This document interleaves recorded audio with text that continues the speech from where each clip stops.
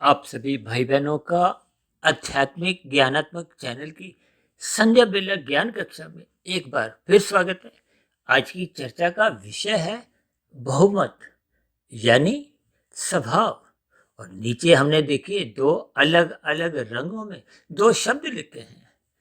बाएं हाथ में हमने एक कानून शब्द लिखा है और दाएं हाथ में हमने कर्म लिखा है।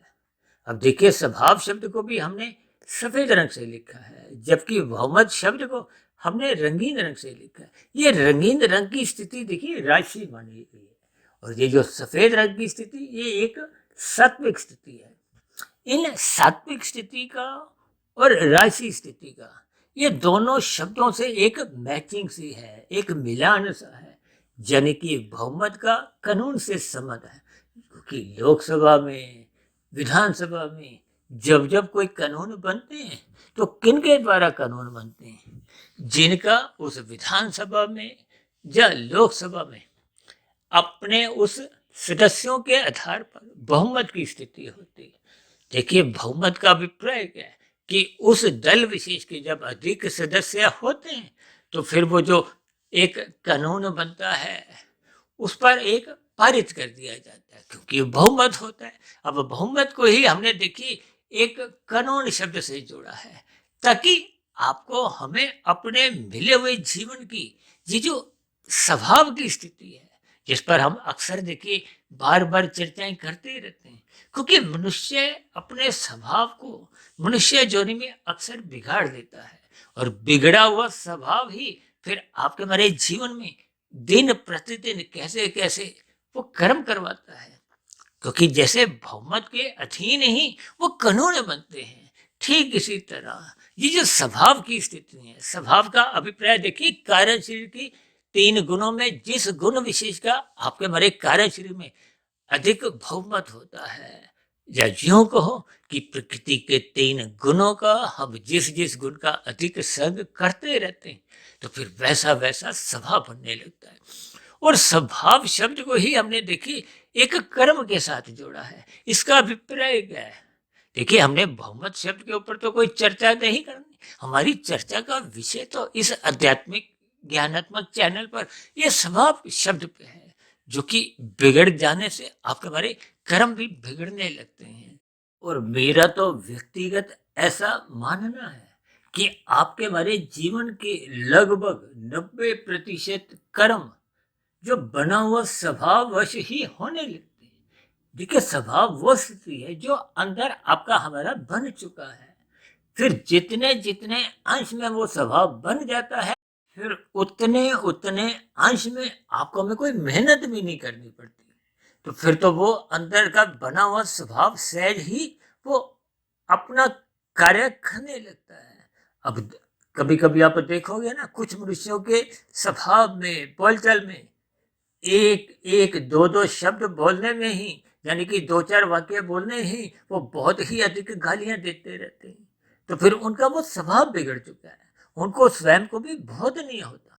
क्योंकि जैसा जैसा स्वभाव हम बना लेते हैं, देखिए ये स्वभाव बनता भी मनुष्य जीवन में है और बिगड़ता भी मनुष्य जीवन में है। बिगड़ता कब है? जब हम तमोगुण का अधिक संग करते हैं। और तमोगुण का अधिक संग कब होता है? जब आपका हमारा रजोगुण बिगड़ने लगता है।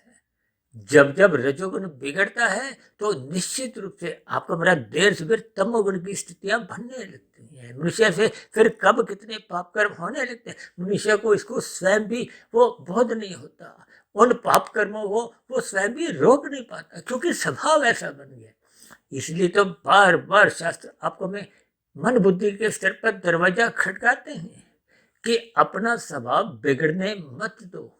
क्योंकि ये स्वभाव रहता तो कार्य शरीर में, लेकिन ये सूक्ष्म शरीर के स्तर पर, स्थूल शरीर के स्तर पर प्रकट होता है। देखिए स्थूल शरीर के स्तर पर आपके हमारे ये जो कर्म होते हैं, और मन बुद्धि के स्तर पर बने हुए स्वभाव के अनुसार ही एक फुरने से उठते हैं, विचार से आते हैं। उन्हीं को ही शास्त्रों में देखिए वृत्तियों का नाम दिया गया। और ये सभी स्थितियां देखिए स्वभाव तभी सुधरता है जब हम सत्वगुण का संग करते हैं, सत्संग करते हैं, गुरु के प्रवचनों को सुनते हैं, शास्त्रों का स्वाध्याय करते हैं, और ब्रह्म मुहूर्त में जो सत्वगुण की शुद्धतम स्थिति है उस स्थिति विशेष में हम जगने लगते हैं। और उस स्थिति विशेष में जगने मात्र से आपके हमारे स्वभाव में सुधार आने लगता है, और फिर सुधरा हुआ स्वभाव सहज ही आपके हमारे जो पहले पाप कर्म हो रहे थे उन पाप कर्मों को करने से वो रोकता है। धीरे धीरे कारण शरीर में जब वो पहले का बिगड़ा हुआ स्वभाव सुधरने लगता है, उसके स्थान पर सात्विक स्थितियां मजबूत होने लगती हैं, तो फिर धीरे धीरे आपके हमारे मन बुद्धि के विचार भी अच्छे बनने लगते हैं। स्थूल शरीर के स्तर पर फिर पाप कर्म होते नहीं, यानी सत्संग करने मात्र से आपके हमारे भोग विषय भी बिगड़ते नहीं है, जिसके फलस्वरूप विषय पाप कर्मों से भी सहज ही बचा रहता है। ये सब स्थितियां श्रद्धा पूर्वक निरंतर सत्संग करने के उपरांत ही बनने लगती हैं। देखिए, आज की स्थिति पर हमने ये जो बहुमत शब्द इसलिए भी लिया है क्योंकि वर्तमान समय में देखिए भारत में कुछ इलेक्शन की स्थितियां जो लोकसभा की अब बनने वाली है, कुछ ही दिनों में तारीखों का एक ऐलान होने वाला है।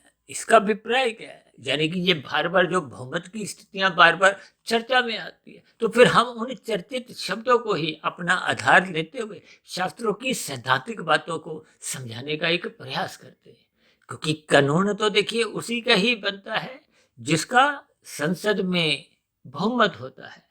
अब देखिए ना, पिछले कुछ वर्षों में कुछ ऐसे ऐसे कानून भी बने हैं जो पिछले लगभग 70-75 वर्षों से बन नहीं पा रहे थे, क्योंकि बहुमत की स्थितियां मजबूत नहीं थी। ठीक इसी तरह जैसे जैसे आपका हमारा श्रद्धा पूर्वक सत्संग होने लगेगा, सात्विक स्थितियां मजबूत बनने लगेंगी, तो फिर आपका हमारा स्वभाव भी सुधरने लगेगा। जो रात को आज मनुष्य देरी तक जगते रहते हैं, तो फिर ऐसी स्थिति विशेष में जैसे जैसे हम सत्संग श्रद्धा पूर्वक करने लगते हैं, तो रात को भी मौनात्मक स्थितियों से बचने के लिए फिर मनुष्य रात को जल्दी सोने लगता है, तो फिर ऐसी स्थितियों में वो ब्रह्म मुहूर्त में उठने लगता है। ये उठने का अभिप्राय क्या है कि आपके हमारे स्वभाव में एक सुधार की स्थितियां सहज ही बनने लगती हैं। जब ब्रह्म मुहूर्त में निरंतर हम उठते रहते हैं, तो आपका हमारा जीवन व्यवस्थित रहता है, संतुलित रहता है, अनुशासित रहता है, जिसके फलस्वरूप आपके हमारे भोग विषय राजसी स्थितियां, ये गंध रस रूप स्पर्श और शब्द जो आपके मेरे जीवन में बिगाड़ लाते हैं, ये 24/7 की जो विषय भोगों की लोलुपता है, यही आज मनुष्य के जीवन में देखिए बिगाड़ लाती जा रही है। इन सभी स्थितियों से फिर मनुष्य बचने लगता है। सहज ही ये भोग विषय एक मर्यादित स्थिति में आते हैं, तो जिसके फलस्वरूप जब रजोगुण बिगड़ता नहीं है, तो फिर मनुष्य का तमोगुण में गिरने की स्थितियां ही नहीं बनती। तो इन सभी स्थितियों पर आपको में चिंतन करना होगा, यानी कि अपने स्वभाव को सुधारना होगा। और स्वभाव सुधरता है जब जब हम श्रद्धा पूर्वक सत्संग करते हैं, सत्वगुण का संग करते हैं, फिर संग का रंग सहज ही आपके हमारे अंतःकरण में धीरे धीरे बनता बनता बनता बनता वो एक स्वभाव का रूप ले लेता है। और स्वभाव जैसे जैसे बन जाता है, तो फिर वैसे वैसे ही आपके हमारी दिनचर्या में वो कर्म सहज ही होने लगते हैं, क्योंकि बने हुए स्वभाव से ही वो जो दिन में रात में जो जो गुणों की स्थितियां होती हैं वो सहज ही आपका हमारा साथ देते हैं। यानी कि जब हम सत्वगुण का अधिक संग करते हैं, तो सात्विक स्थिति में ब्रह्म मुहूर्त की स्थिति में सहज ही आपसे हमसे शुभ कार्य होने लगते हैं। वो किए गए शुभ कार्य ही आपका हमारा कर्माशय भी सुधारते हैं, शुभ संस्कार भी बनाते हैं, यानी कि आपका हमारा स्वभाव सुधरने लगता है। तो ऐसी सभी शुभ स्थितियां हम सभी भाई बहनों के जीवन में भी बनना आरंभ हो। इन्हीं शुभ कामनाओं के साथ आज की चर्चा विशेष को अब यहीं विश्राम देते हैं। कल सुबह फिर मिलते हैं ब्रह्म मुहूर्त ज्ञान उपदेश कक्षा में। तब तक आप अपने आध्यात्मिक मित्र सुधीर भाटिया फकीर को इजाजत दें। आप सभी भाई बहनों को बहुत बहुत शुभ रात्रि, और स्वभाव सुधारने के लिए ब्रह्म मुहूर्त में उठने के लिए मेरी ओर से बहुत बहुत शुभकामनाएं।